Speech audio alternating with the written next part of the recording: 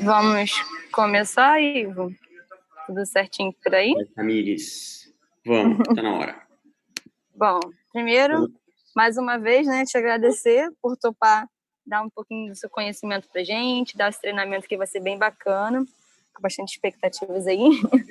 E obrigada mais uma vez pela parceria. A gente sempre te chama, você sempre tá topando aí participar e abrir um pouquinho da sua agenda para poder passar um pouquinho de conhecimento pra gente. Aí fica à vontade aí para tocar. Claro, novamente, Tamires, obrigado pelo convite. Não só Tamires, mas todo o pessoal da Regional. É sempre um prazer dividir um pouco de conhecimento com vocês aí. E boa parte do que eu aprendi dentro da companhia, então nada mais justo do que dividir com todo mundo. Beleza? Bom, então é isso. Vamos lá. E aí eu vou pedir um favor para vocês. Quem tiver alguma dúvida, coloca no chat, que aí no final a gente passa pelas dúvidas e aí eu vou sanando aquelas que derem conforme o tempo permitir. Beleza?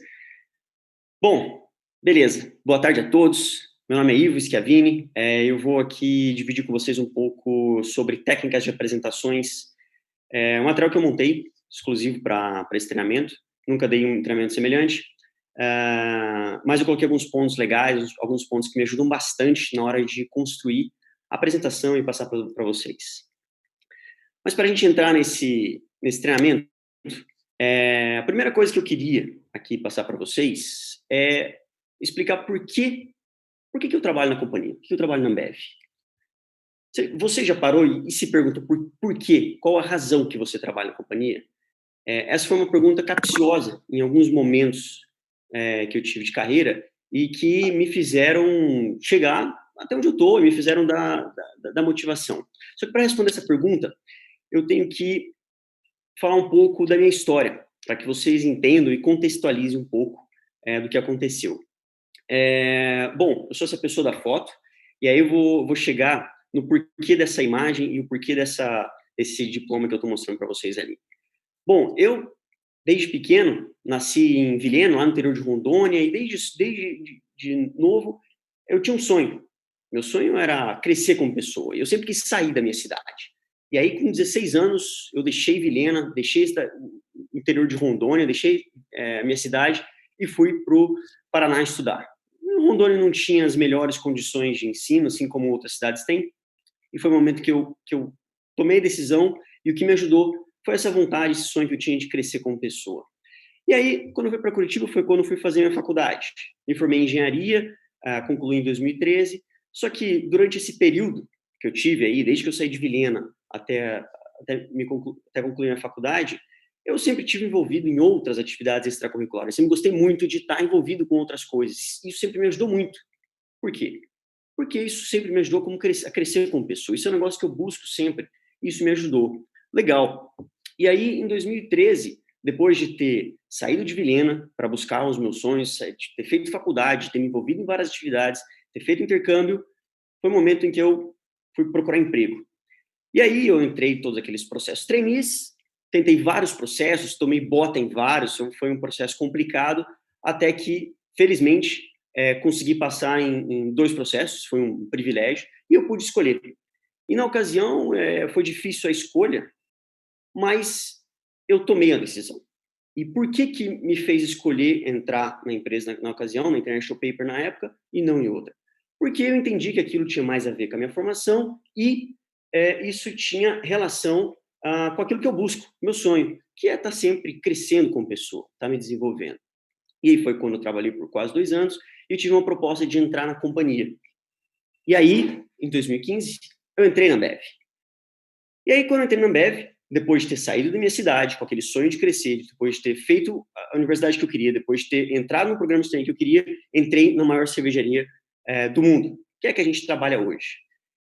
E desde que eu entrei, em menos de 6 meses, eu fiquei diante de uma frustração interna inigualável. Eu estava mal, estava cabisbaixo, não sabia o que fazer, e aí eu cogitava, inclusive, até sair da companhia.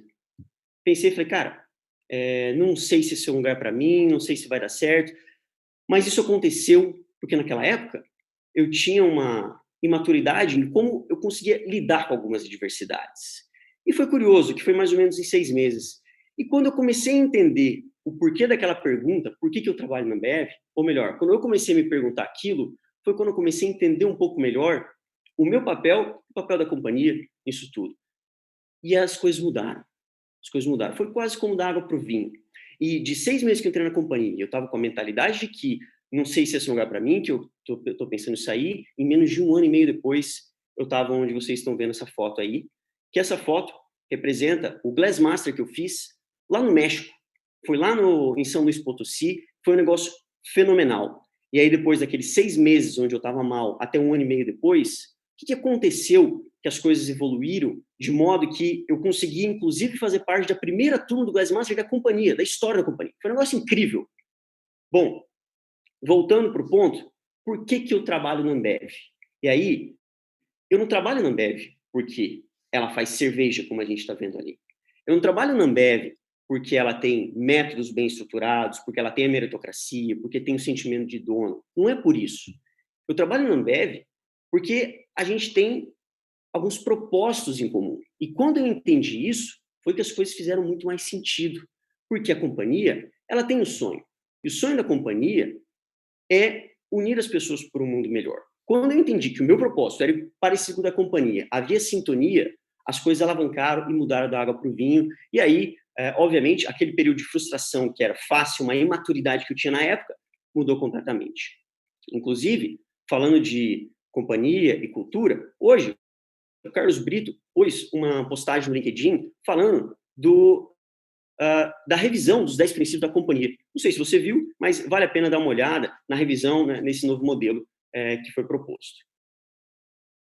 Para.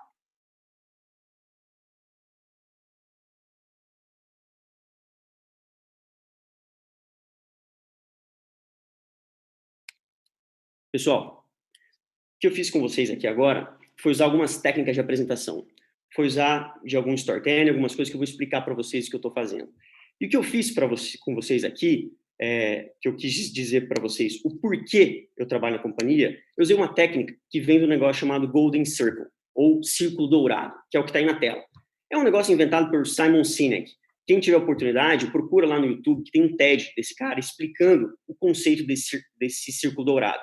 E o que é isso? Aí eu quero passar um pouco de técnica para vocês. Qual que é a ideia por trás do círculo dourado? Você, quando vai falar sobre alguma coisa, vai vender alguma coisa, vai passar alguma ideia adiante, nunca fique só na superfície do o quê, que é onde as pessoas normalmente ficam. Se eu te perguntar, por que fulano de tal ou fulana de tal é o seu ídolo? Você fala que essa pessoa é seu ídolo pelo o quê, pelo como ou pelo porquê daquela pessoa.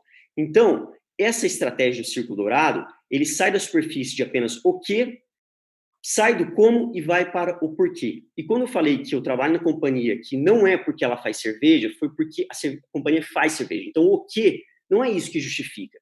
Eu não trabalho na companhia porque ela usa métodos, porque ela usa estrutura, tem sentimento de dono, faz gestão uma gestão muito bem feita. Esse é o como, mas eu tenho o porquê, que é o que tá, é o propósito da companhia, é o sonho. Quando você faz esse link, é quando as coisas têm um pouco mais de força.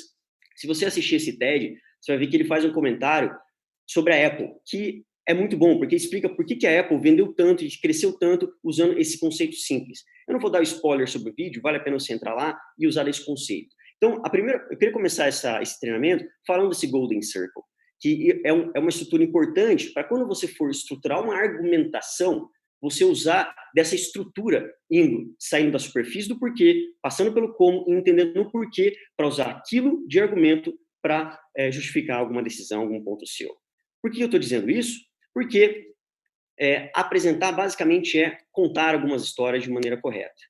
E aí, aqui é onde a gente efetivamente começa o treinamento, onde eu quero passar para vocês alguns pontos importantes. Como eu comentei, apresentar é basicamente contar história. Você tem que contar a história de uma maneira adequada, não é de qualquer jeito. E quando a gente vai fazer uma apresentação, pergunta, por que uma apresentação não pode ser simplesmente uma foto ou uma frase, que é como está aí no slide de vocês?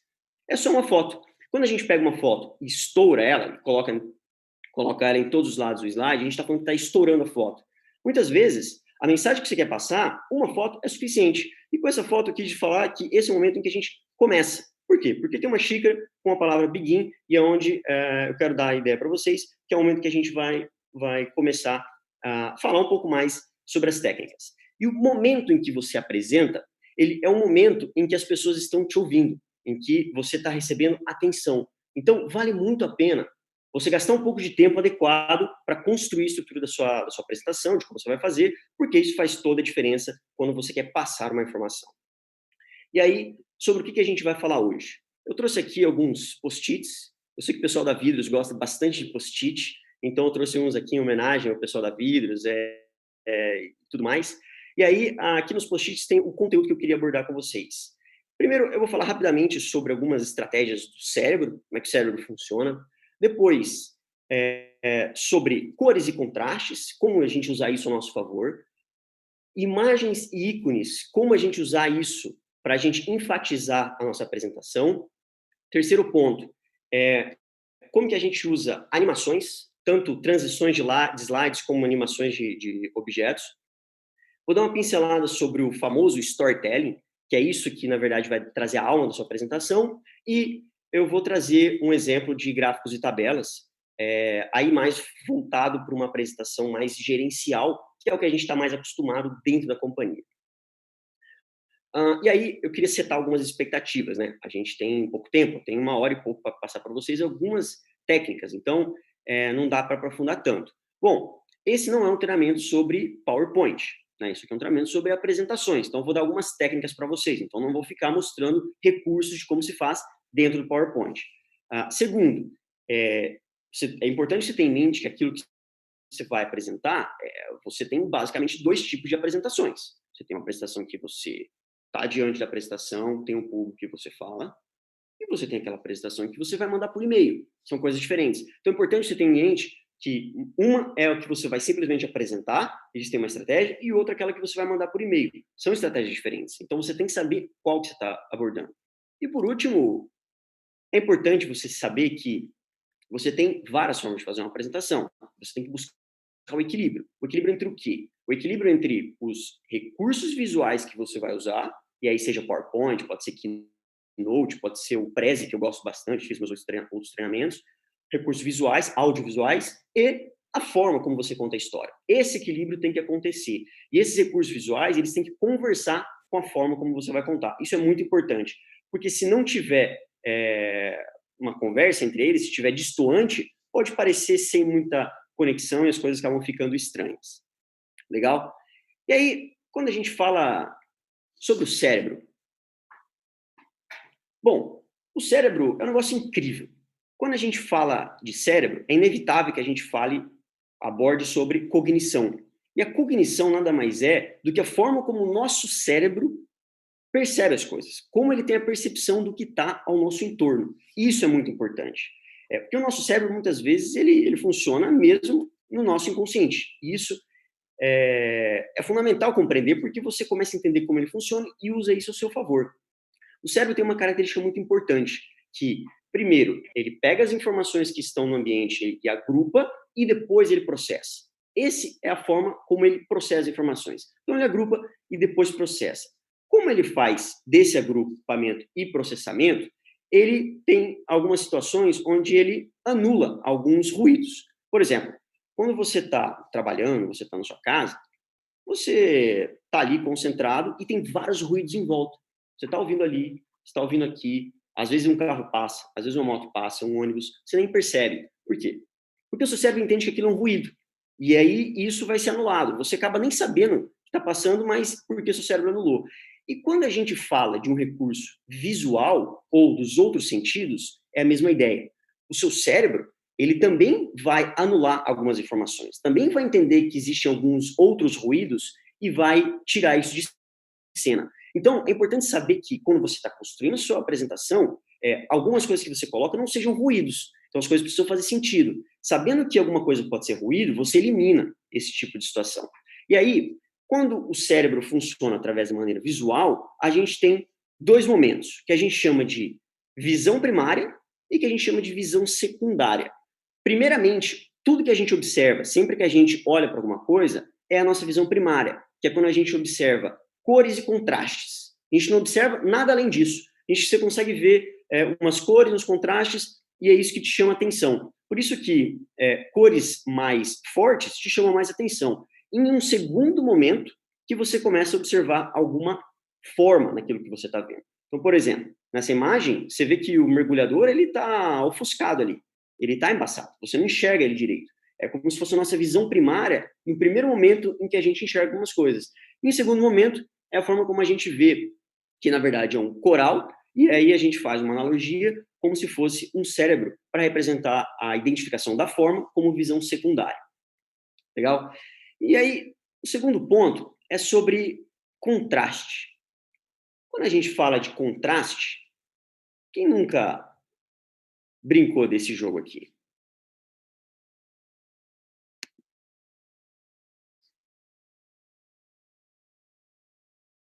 Vou perguntar para vocês. Cadê o Wally?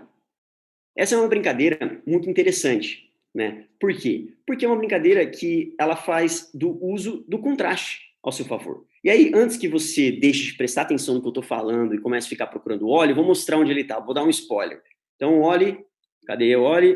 Está ali em cima. Só tem um Wally, então não adianta ficar procurando mais. Presta atenção agora no tio, porque o Wally já está ali, tá? Então é o seguinte, qual que é a ideia dessa brincadeira de onde está o Wally? Por que ele existe? Porque ali você tem pessoas vestidas com as cores muito parecidas com a do Wally. Isso dificulta encontrar. Você tem um excesso de informação. E aí eu vou apagar um pouco aqui para ficar mais fácil da gente ver. Então, o que eu quero dizer para vocês é que quando a gente tem muita informação, que os contrastes não conversam, ela só atrapalha. E você tem algumas técnicas para você melhorar essa forma de apresentar quando a gente fala de contraste. Uma delas é sobre o agrupamento. Quando você tem uma apresentação e tem muita coisa dispersa, você pode olhar para a sua apresentação e entender o que você consegue agrupar para liberar espaço à sua apresentação, para deixar um pouco mais contrastante e facilitar a identificação. Um outro ponto é sobre hierarquia. Quando você está vendo uma apresentação, você bate o olho, você tem que entender que as coisas que são apresentadas tem que ter uma escala de hierarquia, tem que entender. E o terceiro ponto é sobre simplicidade. Você tem que buscar sempre ter um slide o mais simples possível. E não é porque é mais simples que é mais fácil. Então, esses 3 pontos no quesito de contraste ajudam muito. Como você agrupa, como você dá uma visão de hierarquia e como você dá uma visão de simplicidade. Bom, o caso do Wally, ele é um caso onde a gente não consegue encontrar ele facilmente porque as coisas não têm contrastes. E agora, eu queria dar um exemplo para vocês do que é um contraste. Um contraste evidente, dá para ver aí nessa imagem, onde a gente consegue ver que a laranja ali no interior é completamente contrastante com o seu meio, né, com o azul que está ali. E o contraste nada mais é do que uma diferença de propriedade. Essa propriedade que ela faz diferença não é só cor, né, mas ela pode ser cor, ela pode ser tamanho, ela pode ser natureza. Então, se você tem, no caso ali, um laranja com azul, eles contrastam. Se você tem, sei lá, tamanho, uma letra pequena, uma letra grande, vão contrastar, e naturezas diferentes também, um círculo com um quadrado vão fazer um contraste. Então, esses são artifícios para você aumentar o contraste e manter a atenção das pessoas. Cores.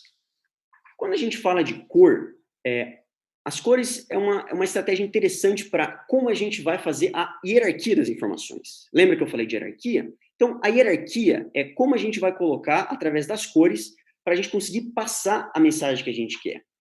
Só que, quando a gente fala de cores, como escolher as cores ideais? Se você olhar no PowerPoint ou qualquer aplicativo, você vai ver que tem várias cores. Tem as cores padrões que vêm no aplicativo, tem algumas outras cores que você pode usar, mas qual que é a melhor forma de você escolher as cores para você apresentar? E aí eu trago para vocês aqui uma dica sobre como escolher cores.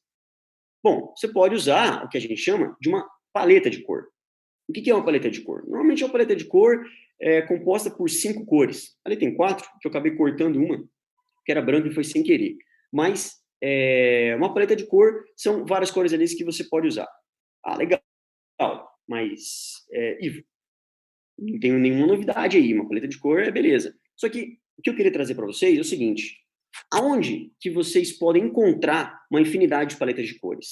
Tem um site chamado Adobe Color, que ali embaixo tem um link, adobecolor.com, color.adobe.com, onde você tem várias opções de paletas de cores. E por que isso aqui é legal? Porque vai chegar um momento em que você vai ter que escolher a cor da sua apresentação. Você pode ter uma cor de um slide diferente da cor de outro slide, diferente de outra cor de slide. Só que o que você tem que garantir é que essas cores combinem. E quando você usa uma paleta de cor, é a estratégia perfeita que você tem para não perder tempo ficar buscando as cores e usar uma estrutura já adequada para as coisas combinarem. Por exemplo, quando eu entrei nesse site Adobe Color, entrei essa semana, o legal é que você pode pesquisar por tema. Então, ele tem alguns temas. Aí eu pesquisei cerveja. Aí, normalmente, você pesquisa em inglês porque a quantidade de informações é maior. Eu pesquisei cerveja, apareceu esses grupos aí de informações, e aí essa paleta de cor que eu copiei foi uma paleta de cor que eu roubei daqui, ó. Copiei daqui e trouxe para cá. E aí, se você observar, quando eu construí esse slide aqui que você está vendo, eu usei essa imagem aqui, um verde. Eu não fiquei lá no PowerPoint procurando verde. Eu cliquei nessa paleta aqui e usei aqui no fundo, usei essa cor e usei aqui no fundo. E como é que você faz para utilizar as cores da paleta? Aí no PowerPoint ele tem um chamado ladrão de cores, que é aquele conta-gotas. Aí você vai conta-gota lá e rouba a cor. Você não vai ficar procurando qual é a cor dentro daquele mar de informações. Então, usando uma paleta de cor faz você ganhar muito tempo, porque você sabe que essas cores combinam e que vão te ajudar a construir um slide. E aí o legal da Adobe Color também é que quando você entra lá, você vê que ele tem inclusive o ranking histórico das melhores paletas. Então você vai pegar uma paleta lá que é ranqueada e votada desde o começo do Adobe Color. E aí meio que aquilo lá não tem erro. As coisas vão combinar, vão contrastar, isso vai te ajudar. Ou se você estiver fazendo um tema, sei lá, sobre cerveja, como é o caso, você pode pegar esse tema e usar as paletas de cores. E também, uma segunda dica é, mesmo que você não use o Adobe Color, você pode usar uma foto. Se eu tivesse essa foto aqui, por exemplo, sei lá, a foto dessa imagem aqui no meu slide, eu poderia, com a paleta de cor, roubar uma cor daqui para construir as outras informações do meu slide. Então, isso ajuda muito e faz você ganhar muito tempo em relação a cores. E aí, quando a gente fala sobre imagens e ícones, bom, eu não sei se estou passando muito rápido. Se eu estiver passando muito rápido, aí, Tamires, você me ajuda, tá? Bom, falando sobre imagens e ícones. Quando a gente fala sobre imagens, a gente fala sobre fotos, né, fotografias. E as fotos no slide, ela pode ter dois papéis principais. Um, representar um elemento no seu slide, que é o caso dessa pessoa que está carregando aqui um cesto, ou a sua foto, ela pode ser uma textura, algo que vai ficar no fundo. Se você observar, o fundo desse slide aqui, ele não é simplesmente amarelo. Ele é uma imagem, onde essa imagem tem irregularidades. Isso traz mais naturalidade e traz mais harmonia para dentro do slide. E aí, agora que você sabe como que a gente faz de estratégia para roubar as cores, como é que você acha que eu fiz essa imagem aqui em termos de cores? Bom, essa cor aqui eu roubei desse cara aqui e eu quis dar uma ideia de que ela está vazada. Então eu roubei uma cor aqui do fundo e coloquei o texto aqui para dar essa ideia de vazamento. Eu não fiquei lá procurando qual é a cor para buscar algo parecido. Simplesmente roubei e colei aqui e as coisas criam harmonia. Então, as fotos você pode usar basicamente dessas duas formas. E aí, as fotos, é importante ressaltar que elas são artefatos tanto estéticos quanto cognitivos. Lembra que a gente falou do cérebro? O cérebro primeiro observa as cores e contrastes, na sequência vai observar as formas. Então, como as fotos têm esse artifício estético cognitivo, use isso ao seu favor. Por exemplo, o que eu quero passar para vocês aqui, e aí eu vou dando esse spoiler para tentar passar a ideia, é que esse cara ou essa pessoa está carregando um cesto de várias coisas. E eu quero que vocês carreguem para dentro de vocês as informações que eu estou passando aqui. Essa é a ideia que eu queria usar através dessa imagem, para trazer de uma forma indireta. Um segundo ponto importante é sobre sinestesia. Você já ouviu falar na sinestesia? Sabe o que é a sinestesia? Bom, a sinestesia, ela nada mais é do que a linguagem do nosso cérebro. O cérebro aqui dentro. Cara, ele tem uma linguagem diferente da linguagem verbal que a gente usa. Então, a gente se comunica através da linguagem verbal, tem o uso das línguas, só que a sinestesia é a linguagem universal do nosso cérebro. Todo cérebro tem a sua linguagem própria, que se chama sinestesia. E quando a gente entende que tem a sinestesia, a gente entende que quando você fala, você está traduzindo a sua sinestesia para a linguagem verbal. E quando alguém está ouvindo, ela está pegando a sua linguagem verbal e traduzindo para a sinestesia dela. Então, você tem um caminho de sinestesia de uma pessoa, linguagem verbal, para outra linguagem verbal, para outra sinestesia.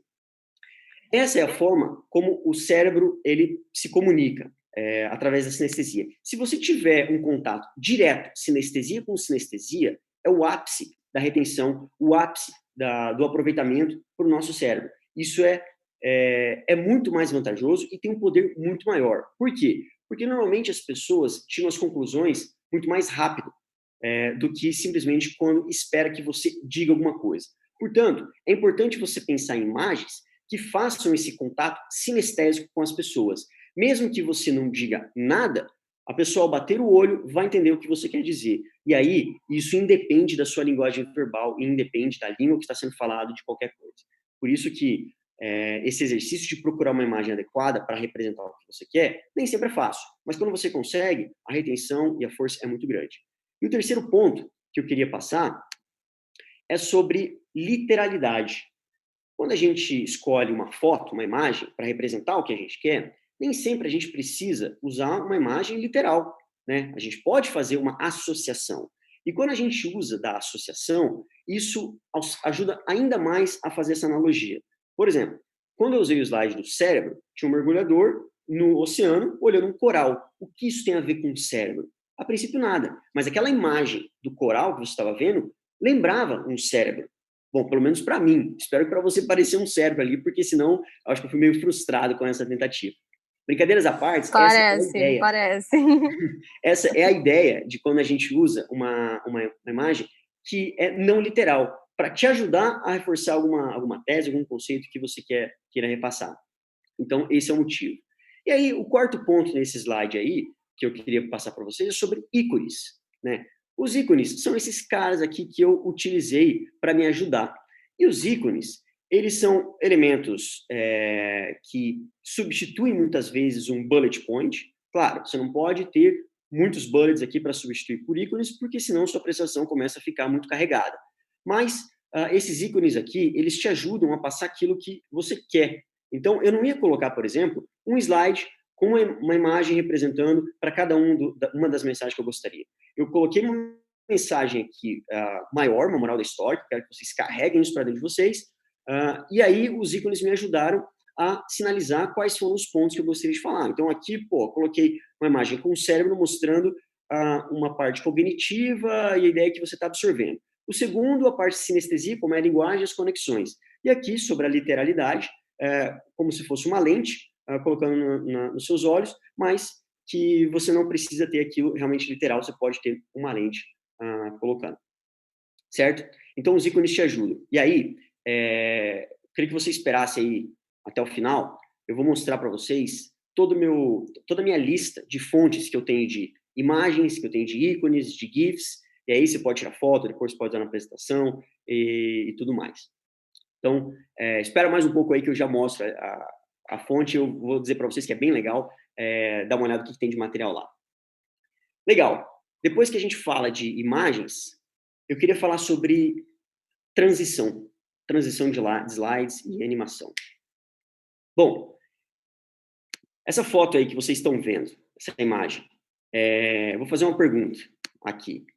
Qual que você prefere? Para quem tiver no Zoom aí, responda para mim no Zoom qual você prefere.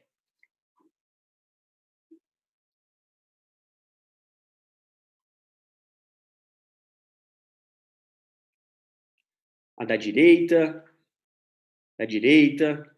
e por quê? Ou melhor, do que eu estou falando aqui? Qual é a comparação? Alguém arrisca a dizer? Por que eu estou perguntando o que você prefere? Qual é a comparação que está sendo feita? Ninguém arrisca? Bom, a comparação que eu estou fazendo aqui é se você prefere chopp com colarinho ou sem colarinho. Essa é a estratégia do que eu estou propondo para vocês, de qual você prefere. De qual você prefere. Se é um chopp com colarinho ou sem colarinho. Por que eu estou mostrando isso? Porque muitas pessoas preferem o seu chopp com colarinho e outras pessoas sem colarinho. A gente tem um argumento dos dois lados. E vale a pena a gente ouvir o que as pessoas que gostam de com colarinho falam e o que as pessoas sem colarinho falam. Muita gente, quando vai falar de chopp com colarinho, diz, bom, o chopp com colarinho, normalmente ele permanece gelado por mais tempo, porque a espuma tem aquele poder de segurar um pouco a troca térmica e manter o chopp mais aquecido. Legal. Só que, por outro lado, o chopp sem colarinho, ele dá mais espaço para chopp no copo, para bebida no copo. E isso faz com que você tenha mais bebida para saborear e você tenha um prazer maior. Só que, quando a gente fala de chopp com colarinho, por outro lado, ele tem mais cremosidade. A hora que você vai beber, aquele colarinho, ele traz um sabor melhor por causa da cremosidade.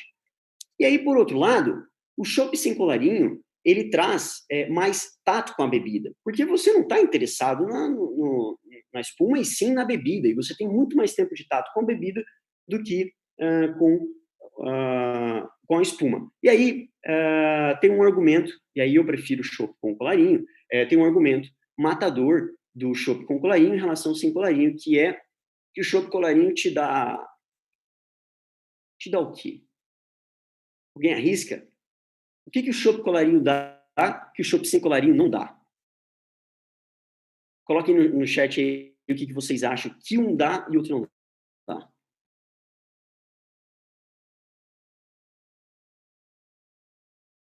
Vamos, pessoal, ninguém? Sabor? Não, Maurício. O chopp com colarinho te dá o bigode de espuma, cara. É lógico, o chopp sem colarinho nunca vai te dar isso. Isso é muito mais legal. Brincadeiras à parte, essa foi a ideia de eu passar uma informação para vocês sobre a transição. E o que eu quero dizer nesse momento aqui? Transição, se vocês observarem, eu usei transições de slide e usei uma animação de objeto aqui. Quando eu fiz esse artifício de passar de um lado e passar para o outro, foi a ideia de eu ter dois argumentos e conseguir passar para vocês em dois slides diferentes, um lado e outro lado. Mas por que eu usei esse que está girando de um lado e girando de outro lado? Porque ele faz sentido com aquilo que eu estou querendo passar.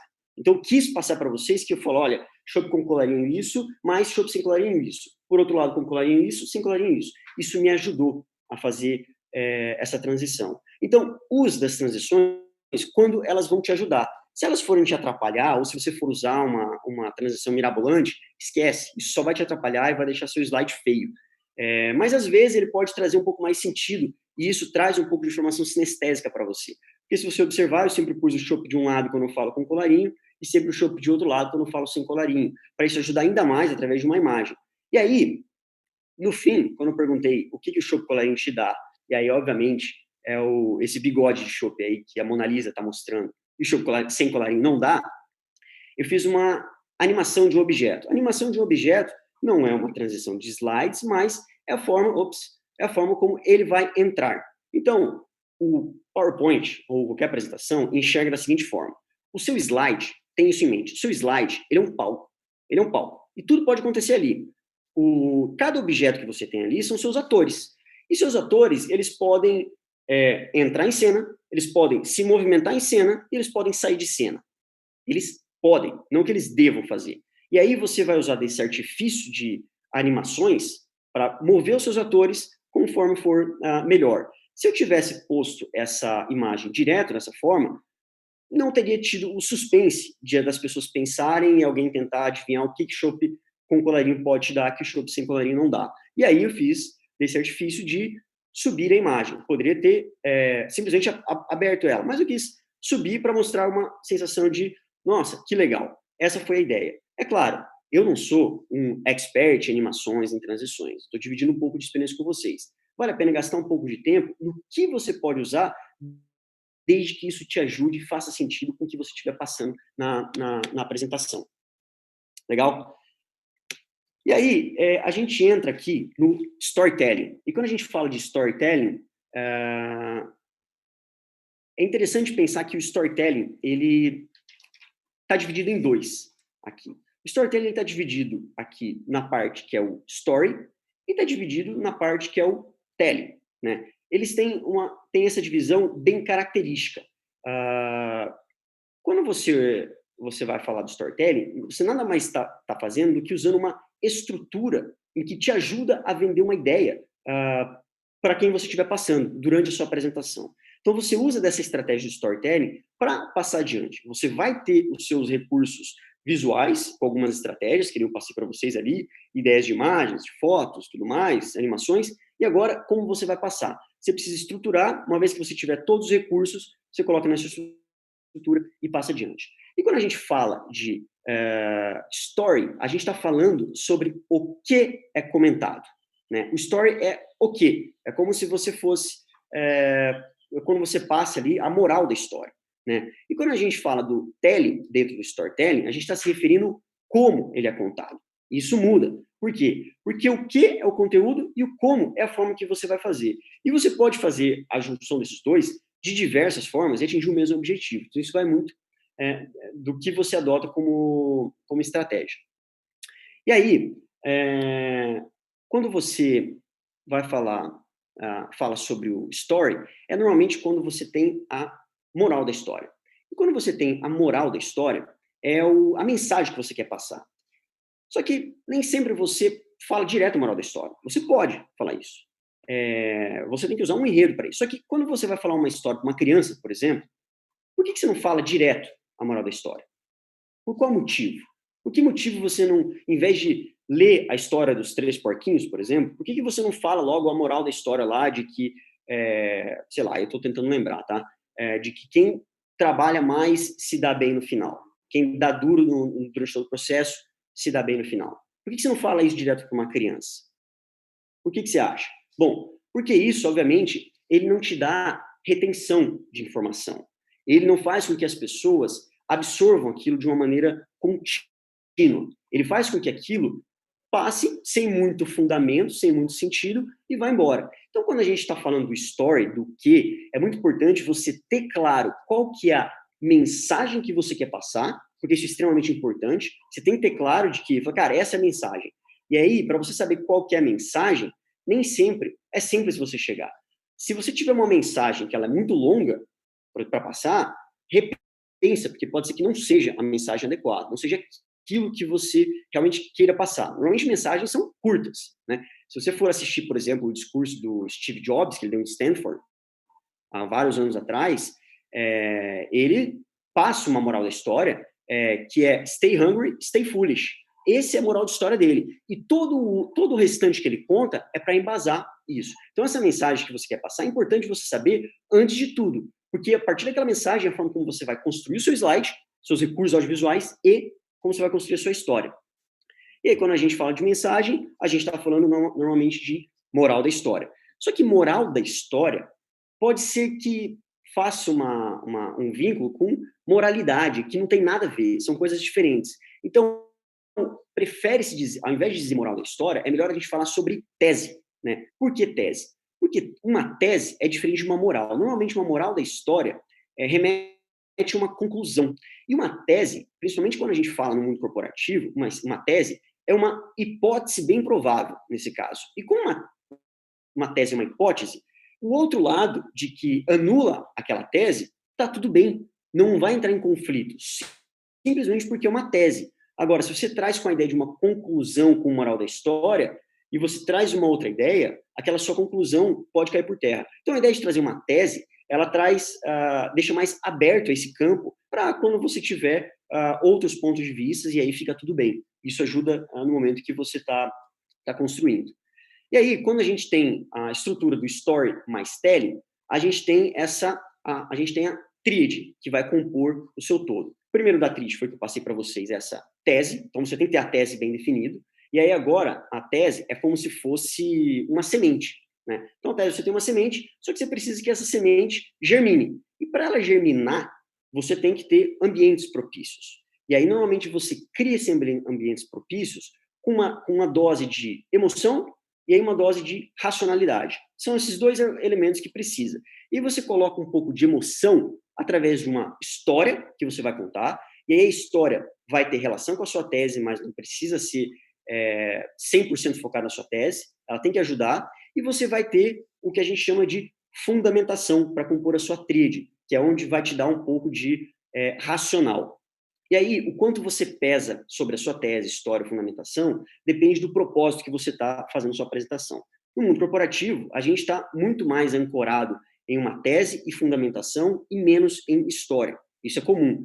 Mas quando você está fazendo uma outra apresentação para outro fim, tem que saber que pode ser que o balanço mude. E a ordem que você vai colocando, a trama que você vai fazer da sua história, vai mudar muito de acordo com o objetivo que você quer atingir. Então, pense bem cara, você primeiro sabe qual é a tese, sabe qual a mensagem que você quer passar. Uma vez que você sabe, qual é a história que vai te ajudar, qual é a emoção que você vai colocar para ter altos e baixos na sua história, para conseguir reforçar a sua tese, e qual é a fundamentação, qual que é o racional, aquilo que um pouco mais de pensamento em ação para fundamentar a sua tese. Esses 3 pontos são importantes quando você constrói o seu storytelling.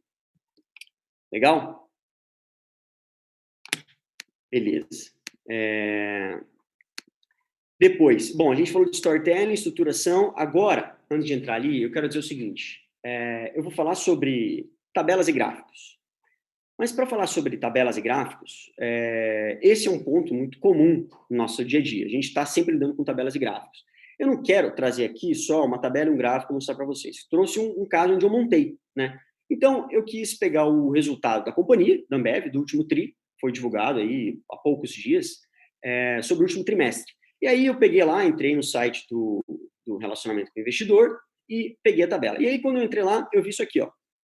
Então, esse aqui é o resultado da companhia do segundo TRI, está escrito aqui, ó, resultado do segundo TRI de 2020. E aí aqui tem a tabela, uma tabela com, sei lá, o balanço patrimonial que está escrito, aqui é resultados consolidados. Bom, esse aí é o resultado da companhia, é o que eu quero mostrar. Bom, não faz sentido nenhum, né, a gente apresentar uma informação dessa forma. Então, o que eu quero mostrar aqui é o seguinte, eu fui lá no site do relacionamento com o investidor da Ambev, peguei a informação e eu preciso passar isso adiante. Eu preciso que vocês entendam como é que foi o resultado da companhia nesse último trimestre ou no primeiro semestre desse ano. E se eu colar essa tabela aí, não vai adiantar nada. Por quê? Primeiro que a tabela é feia, segundo que feia em relação ao slide, segundo que as informações estão muito pequenas, terceiro que tem muita informação, muito mais do que eu preciso, e o processamento de informação tá terrível. Então, eu entendi aquilo lá, sobre a mensagem que eu tenho que passar, e aí eu vou tentar usar de alguns recursos de gráficos e tabelas para passar isso para vocês. E aí eu montei uma forma de passar para vocês. Então, aqui, a forma como eu gostaria de transmitir para vocês como é que foi o resultado da companhia do segundo TRI de 2020. E aí eu já adianto para vocês que a gente teve um aumento do patrimônio total em 13 bilhões em um semestre, e mesmo que a gente tenha tido uma redução de só 2,3% da receita líquida total no mesmo período, no primeiro semestre. Só que, caramba, interessante, a gente perdeu receita, mas a gente cresceu em 13 bilhões no nosso patrimônio. Para ter essa visão, eu separei em 2 formas. Primeiro, sobre o balanço patrimonial da companhia, então eu peguei o balanço do período, e eu também peguei a DRE, que é o demonstrativo de resultados do exercício, os dois do último balanço. O balanço patrimonial, eu peguei em relação ao dia 30/6 de 2020. E aí, para entender sobre o balanço patrimonial, é importante ter uma base sobre contabilidade, em que o balanço, ele é um balanço, então ele fecha, ele é uma fotografia daquele momento. Já a DRE vai olhar o período em que eu estou tratando. Então, estou vendo aqui o período do primeiro H de 2020. Uma outra observação. Quando você vai montar a sua apresentação, ainda mais no mundo corporativo, é importante você saber qual é a linguagem que as pessoas estão assistindo, sabe? Por exemplo, quando eu coloco um H20, porque eu sei que a gente usa muito esse termo na companhia, mas nem todo mundo sabe que o H quer dizer metade do ano, quer dizer um semestre, que no caso está em inglês. E aí a gente mistura muito esses termos. Então, muito cuidado com o que você for usar para isso ter uma retenção adequada. Voltando. Bom, como é que foi o meu balanço patrimonial? O balanço patrimonial, quando a gente olha, como é que ele é organizado? E aí isso vem da contabilidade. Eu tenho o meu ativo, onde ele é composto, onde ele é dividido por ativo não circulante e ativo circulante, e o somatório do meu ativo é igual ao somatório do que eu tenho de passivo na companhia e que eu tenho de patrimônio. E quando eu observo o meu balanço de 30 de junho de 2020, eu observo que, de todo o ativo que eu tenho, 62% está concentrado no meu patrimônio e 38% está concentrado no meu passivo. Então, eu tenho mais de 60% no meu patrimônio e menos de 40% no meu ativo, o que está mostrando um equilíbrio favorável ali à primeira vista. Segunda informação que é importante saber é que o total de ativo da companhia em 30 de 6 de 2020 é de 121 bilhões de reais. É bastante, né? Imagina, a companhia tem a quantidade de ativo de mais de 120 bilhões de reais. Desses 120 bilhões, como 62% em relação ao patrimônio, isso representa 75%. Ok, mas essa informação é fotografia. Como é que foi a evolução? E aí, quando eu olhei o último balanço de 31 de dezembro de 2019 com esse, eu vi que meu ativo subiu 19%. Mas, da contabilidade, eu sei que nem sempre que eu subi o ativo é um bom sinal, porque eu posso ter subido muito no meu passivo. Isso pode ser que seja uma coisa ruim para o negócio. Mas eu vi que meu passivo subiu 17%, enquanto meu patrimônio subiu 20%. Ora, se eu tenho que a minha parcela do patrimônio é de 75%, ela subiu 20%, eu concluo que nesse período aqui eu tive uma evolução muito maior do patrimônio do que os 17% ali da parcela de 45%, 46%. E com isso, eu consigo extrair e trazer uma conclusão aqui. Quando eu analisei os dados, eu vi que eu tive um crescimento do ativo da companhia em quase 20 bilhões em um semestre, alavancado pelo aumento de 13 bilhões no patrimônio entre dezembro de 2019 e dezembro de 2020. Agora, olhando os resultados da companhia, e aí quando eu olho o resultado, eu vejo como é que foram as vendas e tudo mais. Eu tenho o meu cascateamento, desde a minha receita até o meu lucro líquido. E o que eu vejo aqui? Eu vejo que a minha receita no período da companhia foi de mais de 24 bilhões de reais. Isso aqui que foi gerado de receita em 6 meses para a gente. Isso aqui foi muito próximo do que foi gerado há um ano atrás, no mesmo período. E aí, quando eu vejo os descontos, eu vejo que o meu custo de produto vendido foi de 11 milhões, as minhas despesas foram de quase 8 milhões, me gerando um lucro líquido de 2,5 bilhões. Desculpa se eu falei milhões, eu quis dizer bilhões. Mas esse lucro líquido aqui, quando eu comparo com o primeiro semestre do ano passado, ele foi muito abaixo. Ele está metade do que eu consegui gerar no ano passado. Por que isso? Quando eu observo, eu vejo que eu tenho dois grandes impactantes nesse caso.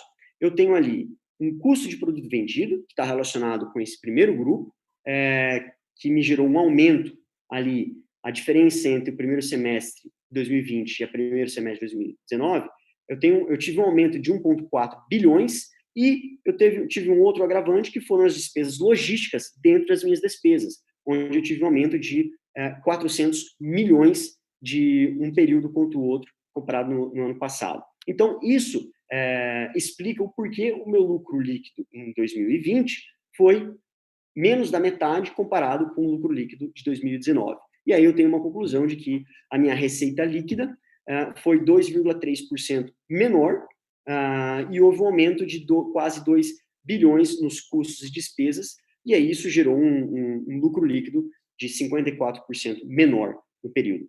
Então, o que eu estou querendo mostrar aqui? Isso aqui é uma típica apresentação gerencial com alguns elementos, e aí, obviamente, isso aqui não é nenhuma informação confidencial, porque isso aqui está no portal de relacionamento, que faz parte de uma transparência que não só a companhia, mas as empresas listadas na bolsa, as empresas SA têm. Então, isso aqui é uma informação pública. E aí, alguns elementos. Bom, eu usei um gráfico aqui, e aí é importante vocês terem algumas observações. Eu não tenho eixo no meu gráfico. Por quê? Porque eu não preciso. Eu tenho informação suficiente. Eu tenho algumas informações de percentuais, em que me ajuda na noção de tamanho, de grandeza. Eu tenho algumas informações também em tabela. E eu coloquei uma tabela fruto de uma análise. Então, eu poderia ter pego aquela tabela da apresentação anterior que eu mostrei e colocado aqui. Mas, cara, ia fazer sentido? Não. Por quê? Eu quis trazer aqui, depois da minha análise, quais são os maiores impactantes. Os maiores impactantes são esses dois caras aqui, totalizando 1,8 se eu somar. E quando eu vi a diferença total, eu vi que era de 2 bilhões. Então, quando eu trago uma conclusão de que houve um aumento de 2 bilhões nos custos de despesas, eu consigo mostrar que 1,8 está concentrado nesses dois grupos aqui. Houve um aumento no custo de produto vendido e um aumento de despesas logísticas. Então, é importante quando você traz uma tabela ou um gráfico que ele tenha simplicidade, que ele tenha clareza e que as informações estejam suficientes. Evite, às vezes, algum eixo desnecessário, evite alguma linha que você não precisa, evite qualquer coisa que vai te atrapalhar.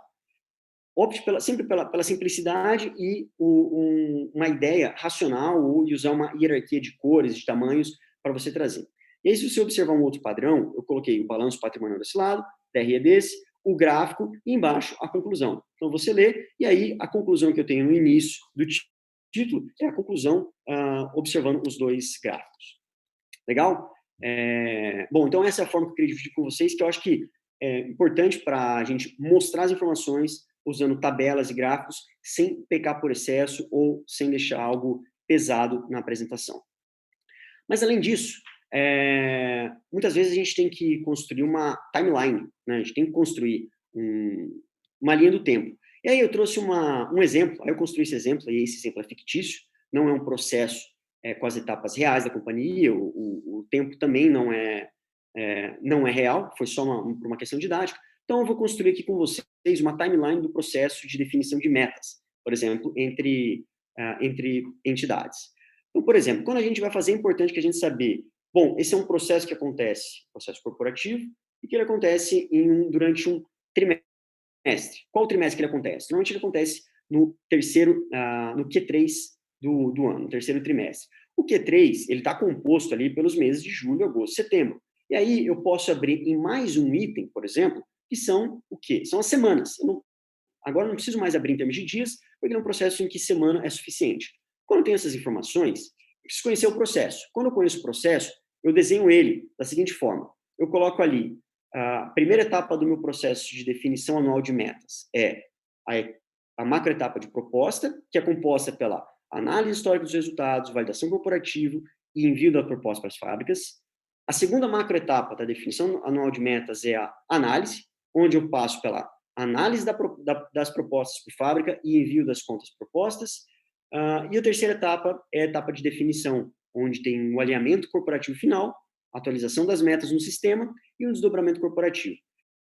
Tendo esses elementos do quando que isso acontece, quais são as etapas mais importantes do meu processo, eu vou ter também os responsáveis por isso, posso colocar ali, e aí, tendo esse esqueleto, posso montar minha estrutura.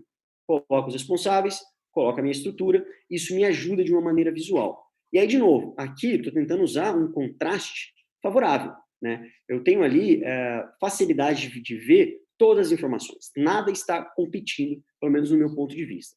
E aí eu tenho que a primeira etapa lá, na verdade, é um processo, um período que acontece ali. E aí a segunda etapa, na verdade, é uma reunião. Então, como é uma reunião, eu represento por um ponto, com uma data, para ficar mais preciso. Isso já me diferencia visualmente o que é um período e o que é algo pontual. Eu sei que aquela etapa do processo é pontual ou é um período. Depois eu tenho um outro evento que acontece, às vezes, em um dia, por isso é representado por um ponto. E aí, quando eu entro na análise, eu tenho um período que é um processo, e aí tenho também uma entrega, que é o envio das contrapropostas, e aí eu entro em definição com a mesma ideia, período, entrega, e aí um período. Então, essa é a forma como a gente pode construir, por exemplo, uma timeline para conseguir representar um processo de uma forma didática, clara, usando um contraste e de fácil entendimento, com uma quantidade de informação suficiente para todo mundo. Legal? Bom, era isso. E aí, o que eu tinha prometido para vocês lá atrás era mostrar as fontes que eu usei para imagens, para GIFs e para ícones. E aí, eu queria mostrar aqui para vocês fontes de imagens. Bom, o Google Imagem é clássico, né? Mas tem também outros sites que ajudam muito. Por exemplo, Shutterstock.com é um. O 500px.com é um site relativamente novo, mas é muito bom, tem muitas imagens legais lá. Tem o Flickr, que é clássico, e tem, por último ali, o Unsplash, que é o que eu particularmente mais gosto, porque, sei lá, tem as imagens mais legais, é onde você pode colocar lá um tema, vai ter várias imagens que você pode usar, inclusive algumas imagens que eu usei aqui veio do Unsplash, então isso te ajuda muito para construir. Uma outra fonte de informação aqui é sobre ícones. Tem um site onde eu peguei todos os ícones que eu usei nessa apresentação, que se chama thenownproject.com, é onde você tem 1 bilhão de ícones diferentes, para o mesmo tema, você tem vários ícones, várias variantes, e aí você dá um search lá pelo que você quer, e aí ele vai dar vários itens, vai sugerir outros, então é bem legal. Isso te poupa um tempo gigante quando você quer montar uma apresentação. Às vezes você quer usar 1 ou 2 ícones, você vai lá, dá um search, acabou, é suficiente. É muito bom. Então, é uma outra fonte que eu recomendo. Não conheço outro site de ícones, também não sou um expert no assunto, mas esse ajuda muito, o The Noun Project. E a fonte de GIFs, não sei se vocês já conhecem, mas tem o gif.com, que é um site onde tem vários GIFs, eu acho que deve ser o site com a maior quantidade de GIFs do mundo, está sempre sendo atualizados, e os GIFs, eles muitas vezes passam uma ideia que você gostaria, e nem sempre o GIF ele é engraçado, né? Você pode usar o GIF para diferentes estratégias, né? Claro que muitas vezes você usa ele com intuito cômico, mas ele pode ser usado para várias formas. Então lá você vai procurar GIF de qualquer coisa, sobre qualquer tema, nos GIFs atualizados, e isso te ajuda às vezes a colocar na apresentação. Eu não sou muito bom em usar GIFs na apresentação, não consigo encaixar em algum outro momento, a não ser no começo, quando eu falei que a gente começaria às 13h40, quando eu coloquei um carinha esperando lá, girando o seu lápis, né? Então essa foi a ideia que eu consegui usar aquele GIF. Mas você pode tentar usar de outras formas, desde que sempre aquilo faça sentido para o que você está apresentando, faça sentido para o que você quer passar, e você tem aquela mensagem residual linkada com aquilo que você está colocando. Ele não está simplesmente ali sobrando. Legal? Bom, é isso. Agradeço a atenção de todos vocês aí. Espero ter atendido as expectativas. Aí na tela está o meu contato, meu LinkedIn, podem me adicionar, fiquem à vontade. Então, os meus contatos ali de e-mail e telefone, e-mail pessoal e e-mail corporativo. E fica à vontade, se tiver alguma dúvida, pode mandar mensagem, vou ter o prazer de responder. E espero ter passado um pouco da experiência que eu tive aí nesse curto período de tempo que a gente tinha. Beleza? É isso aí, pessoal. Alguma dúvida? Top, Ivo, eu gostei bastante. Já tirei print aqui de todas as dicas que você deu. Fiz bastante anotação aqui. E como a gente também vai participar já do treinamento da Kings, né? Então acho que já foi meio que um insight também, uma preparação, sabe? Pra gente poder meio que se preparar pelo que vai vir. E eu gostei bastante. O que o Breno tá mandando? Aí o Breno, quanto tempo demorou para montar essa apresentação? Isso aqui levou uns 5 minutos, né? Tô brincando. Vou modesta. Não, tô brincando. Olha, assim, quando ela demorou bastante tempo, mas foi porque foi um processo onde eu estava estruturando e decidindo o que eu ia dividir de experiência com vocês. Importante sinalizar, boa parte do conteúdo que eu usei veio de um treinamento de uma agência chamada Perestroika, onde eles dão alguns treinamentos, inclusive de apresentação, e muita coisa que veio daqui, eu aprendi com eles. Então, vale a pena esse treinamento, se vocês quiserem fazer, acho que tem, inclusive, online, mas eu peguei de lá. E aí, não dá para precisar, falei, cara, foi tantas horas para montar o material, porque foi um processo, tentei uma coisa, um slide, tentei outro, busquei uma imagem, busquei outra, levei um pouco de tempo, sim, mas foi interessante esse processo, porque eu também estava aprendendo durante esse processo. Top. O Breno perguntou se você utilizou o Thinkcell, né, para fazer os gráficos. Usei, vamos lá. Thinkcell. Adoro Thinkcell. Eu acabei não falando, mas vamos lá. Esses gráficos aqui, eles não foram feitos no Excel, né? Eu usei uma ferramenta que tem dentro do PowerPoint, só que é uma ferramenta que é paga, você tem que ter uma licença, que se chama Thinkcell. E o Thinkcell te ajuda a construir gráficos, assim, de uma maneira muito mais rápida, e esses gráficos, como tem um intuito gerencial, ele já tem essa pegada muito mais rápido. Então, ele tem algumas pré-edições muito mais fáceis, isso ajuda demais, né? E o Thinkcell é uma ferramenta não só de construção de gráficos ou tabelas, ele também é usado para construção, por exemplo, de de timeline. Essa timeline que eu construí aqui, eu não fiz ela na mão, eu fiz ela através do Thinkcell, né? E aí eu coloquei etapa a etapa, mais para simbolizar para vocês qual que é a lógica de construção. Mas é claro que com o Thinkcell, isso facilita muito, porque ele já tem essa estrutura, você pode, inclusive, tirar facilmente aqui a visão de meses, pode colocar a visão de anos, pode incluir dias, pode colocar ou tirar linhas. Então, o Thinkcell, ele é realmente uma ferramenta muito poderosa em que ajuda na construção de apresentações, principalmente gerenciais. Mais alguma pergunta?